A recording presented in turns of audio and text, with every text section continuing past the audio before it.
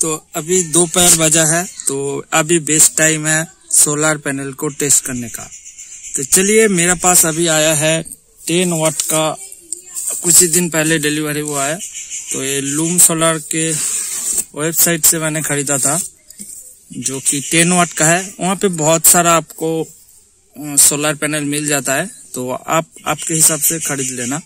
तो नीचे लिंक है, आप जाके जरूर चेक करना। तो बाकी इसका परफॉर्मेंस और इसका स्पेसिफिकेशन सब कुछ इस वीडियो में जानेंगे, और ये कैसा परफॉर्म करता है रियल लाइफ यूजेस में, तो वो भी हम जानेंगे। तो यहाँ पे मैंने एक वायर कनेक्शन कर लिया है, जो कि ये है एक वायर, जो कि आप जितना मोटा गेज का देंगे उतना बेहतर है। तो मैं यहाँ पे इतना मोटा गेज का दिया हूँ, जो कि काफी अच्छा है और बहुत ज्यादा देने की जरूरत भी नहीं है। तो यहाँ पे स्पेसिफिकेशन आप अगर देखेंगे तो maximum power output voltage 20 volt है, और मैक्सिमम करंट यहाँ पे 500 मिली एम्पियर है, और short circuit current 600 milliampere दिया गया है। ओपन सर्किट वोल्टेज 24.8 वोल्ट है। तो मैक्सिमम सिस्टम वोल्टेज 600 वोल्ट है। तो चलिए, इसका स्पेसिफिकेशन के हिसाब से क्या इसका आउटपुट आता है वो देख लेते हैं। तो ये रहा एक मल्टीमीटर।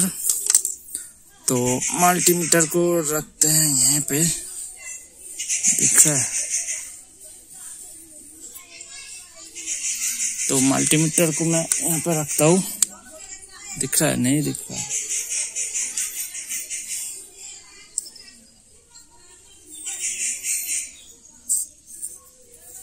तो इसका भी वीडियो आएगा, जो कि है LiPo PO4 battery 3C rating का। तो सब कुछ वीडियो आएगा, थोड़ा सा आपको धैर्य रखना है, ठीक है।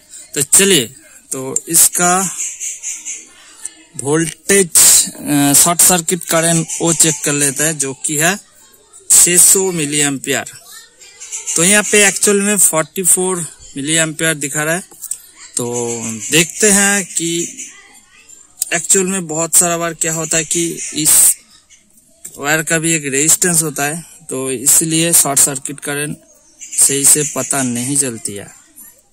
तो मैंने इस वायर को खोल लिया, और इस वायर को डायरेक्ट मैं लगाऊंगा मीटर के अंदर। तो इससे हमारा बेहतर पता चलेगा कि यहाँ पे कितना शॉर्ट सर्किट करंट आता है।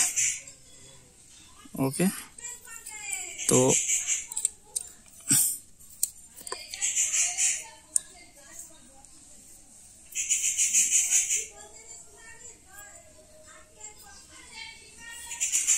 यहाँ पे मैं इंसर्ट करता हूँ।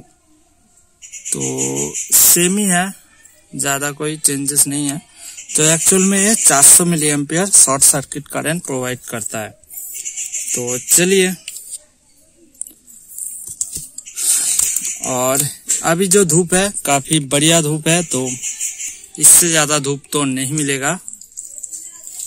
तो यहाँ पे आपको फिर से दिखा देता हूँ। ओके,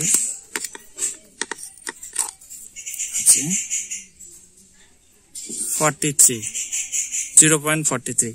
तो चलिए, बैटरी को चार्ज करके देखते हैं, जो कि है 12 वोल्ट 7 एम्पियर, जो कि एक्चुअल में 6 एम्पियर है, और ये LiPo PO4 बैटरी है। तो सभी इसका और लीड एसिड बैटरी का सेम ही कैरेक्टरिस्टिक है, ज्यादा चेंजेस नहीं है।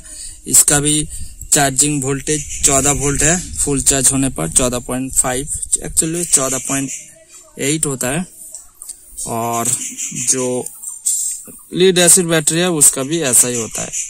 तो नेगेटिव को मैंने नेगेटिव पर लगाया, और यहाँ पे मैं सीरीज करूंगा एम्पियर मीटर के साथ।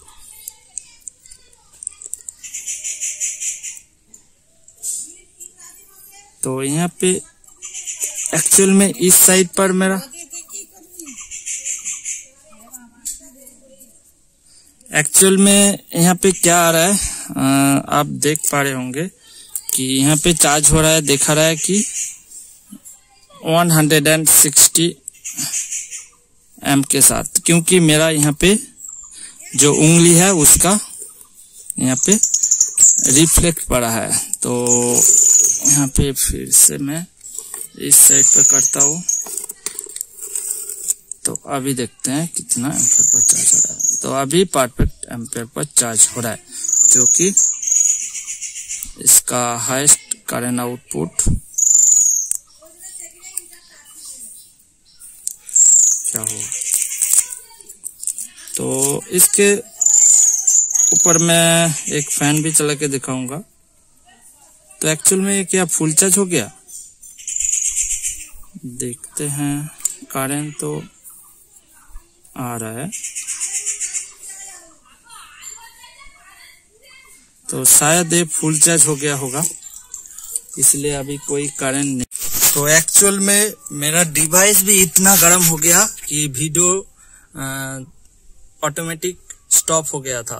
तो बैटरी भी शायद बहुत ज्यादा हीट हो गया होगा, इसलिए शायद ये ऑफ हो गया है। तो पूरा सेटअप वहां पे लगा हुआ है, तो काफी ज्यादा धूप है, तो इसलिए प्रॉब्लम आ रहा है। तो क्या करूंगा, दूर से थोड़ा सा रिकॉर्ड करना पड़ेगा शायद, तो इससे बेहतर हम कैप्चर कर पाएंगे। तो यहाँ पे धूप सेम है, वहां पे भी सेम है, तो हम छाव पर आ जाते हैं, उसके बाद रिकॉर्ड करते हैं।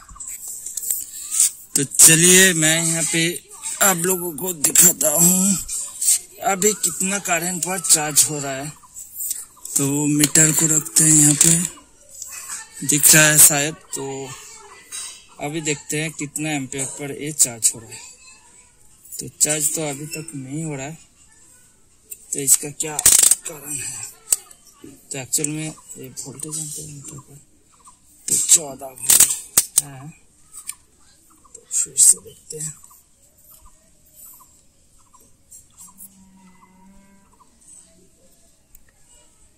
तो 41 मिली एम्पेयर पर चार्ज हो रहा है। तो कुछ टाइम के बाद ये ऑटोमेटिक ऑफ भी हो रहा है, तो इसका कारण हो सकता है कि बैटरी ऑलमोस्ट फुल चार्ज है और इसीलिए शायद यहाँ पे ऑफ हो रहा है। तो उसको भी हम चेक करेंगे, थोड़ा सा आप धैर्य रखिए। तो मैं यहाँ पे 2 मीटर ला चुका हूँ, एक पर वोल्टेज देखेंगे और एक पर एम्पेयर देखेंगे, तो इससे बेहतर पता चलेगा। दिख रहा है? तो चलिए,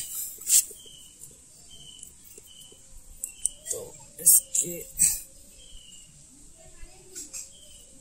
तो ये रहा वोल्ट। तो हम यहाँ पे वोल्टेज लगाएंगे जो कि 14.24 है, और एम्पेयर को हम यहाँ पे ऐसे लगाएंगे। तो देखिए यहाँ पे दिक्कत यही आ रहा है, थोड़ा सा चार्ज होने पर ही यहाँ पे 21 वोल्ट जा रहा है इस 2 टर्मिनल का। इसका कारण यही है कि बैटरी ऑटोमेटिक कट ऑफ कर रहा है फुल चार्ज होने के बाद। तो इसलिए यहाँ पे ये दिक्कत आ रहा है कि यहाँ पे बैटरी फुल चार्ज है, तो इसलिए यहाँ पे चार्ज नहीं हो रहा है। तो यहाँ पे चार्ज हो रहा है 400 मिली एम्पियर पर। तो ये रहा एक फैन, डीसी फैन।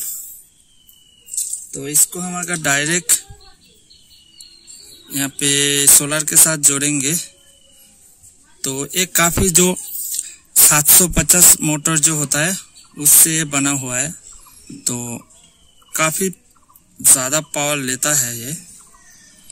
तो यहाँ पे ठीक ठाक चल रहा है, बहुत ज़्यादा तो तेज नहीं चल रहा है, क्योंकि इस सोलर पैनल का पीक आउटपुट ही है 400 मिली एम्पियर। आप इसको 20 वोल्ट पर भी इससे 400 मिली एम्पियर निकाल सकते हो, और 5 वोल्ट पर भी 400 मिली एम्पियर ही आप निकाल पाओगे, क्योंकि इसका शॉर्ट सर्किट करंट है 600 मिली एम्पियर। तो यहाँ पे अगर बड़ा पैनल होता ज़्यादा करंट प्रोवाइड करता, लेकिन इसका आउटपुट करंट इसका लिमिट है। तो ऐसे आप डायरेक्ट अगर बड़ा फैन चलाओगे तो उतना ज़्यादा यहाँ पे स्पीड नहीं प्रोवाइड करेगा।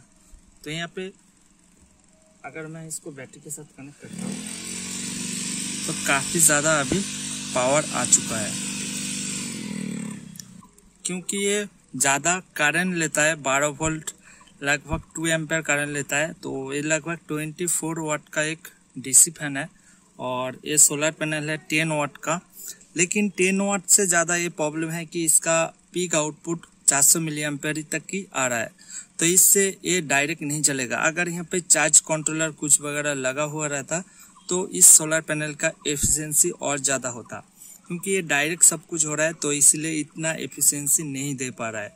ये अभी लगभग 12 वोल्ट 14 वोल्ट से 400 मिली एम्पेयर लगभग 5 से लेकर 6 वाट तक की आउटपुट दे पा रहा है डायरेक्ट। अगर इससे आप चार्ज कंट्रोलर लगाएंगे तो ये बेहतर परफॉर्म कर पाएगा और इसका आउटपुट लगभग 10 वाट तब मिलेगा। लेकिन आप डायरेक्ट अगर इसको यूज करेंगे तो इसका एफिशिएंसी लगभग 60% तक की है, इससे ज़्यादा इससे आप उम्मीद मत रखिए। तो यहाँ पे पूरा जो सेटअप है आप देख लिया। तो सोलर पैनल ठीक है, लेकिन यहाँ पे कंट्रोलर लगाने से आपको ज़्यादा परफॉर्मेंस अच्छा मिलेगा।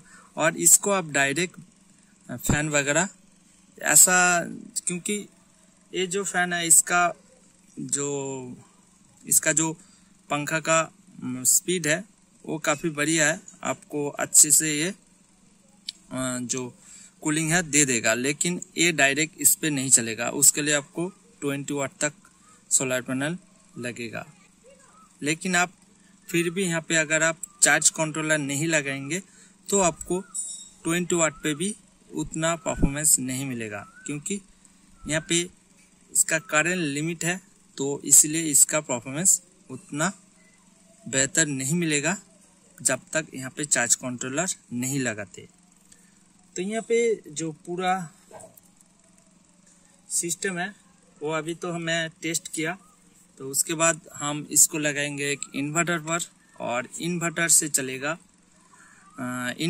चलेगा मेरा जो भी सामान है और चार्ज होगा इस सोलर पैनल से। और ये पूरा ऑटोमेटिक होगा, सिर्फ चार्ज होगा सोलर पैनल से। क्योंकि मेरा 7 एम्पियर है तो 10 वाट पर आसानी से एक दिन के अंदर लगभग फुल चार्ज हो जाना चाहिए। तो इससे बड़ा होता तो और ज़्यादा जल्दी चार्ज करता, लेकिन यहाँ पे मैं 10 वाट ही लिया। और ये मेरा फर्स्ट सोलर पैनल है किसी काम के लिए। तो चलिए, वीडियो कैसा लगा आप लोगों को नीचे कमेंट बॉक्स में ज़रूर बताना। और इससे रिलेटेड बहुत सारा वीडियो आने वाला है, तो आपका अगर इससे रिलेटेड कोई भी क्वेश्चन है आप इस वीडियो के नीचे ज़रूर पूछ सकते हो, मैं उसके रिगार्डिंग वीडियो ज़रूर बनाऊंगा। तो चलिए, वीडियो कैसा लगा नीचे कमेंट बॉक्स में ज़रूर बताना। तो आज के लिए इतना ही, बाय।